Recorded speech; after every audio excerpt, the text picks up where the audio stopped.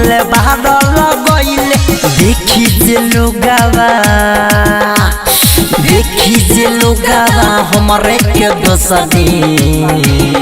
ओठला लीला गलबाया बहने पोछदी ओठला लीला गलबाया बहने पोछदी ओठला लीला गलबाया बहने पोछदी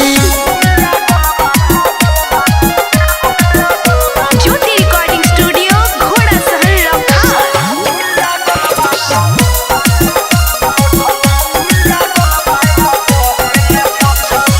लेहला देहला बुरा कोई देला हाला हो भरम हुआ भीले भइल बाटे लाला हो लेहला देहला बुरा कोई देला हाला हो भरम हुआ भीले भइल बाटे लाला हो पाउडर क्रीम लेके मुँह में हमें पोता दे ओठला लीला गलबाया बहने पोछदी ओठला लीला गलबाया बहने पोछदी ओठला लीला गलबाया बहने पोछदी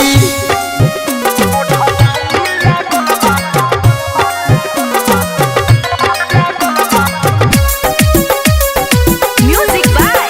विकेश भोजपुरिया। राइटर रीति कौजरे विकास हो अंकित केला सुधीर मानन बात हो राइटर रीति कौजरे विकास हो धीरज रवि तुम मानन बात हो हमारा बारे में बुरा लोगवा सब सोच दी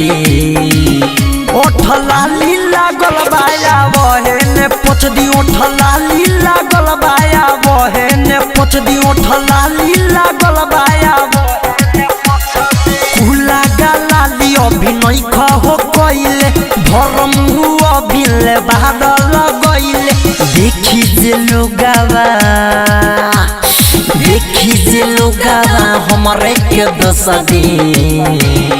ओठला लीला गलबाया बहने पोछदी ओठला लीला गलबाया बहने पोछदी ओठला लीला गलबाया बहने पोछदी ज्योति रिकॉर्डिंग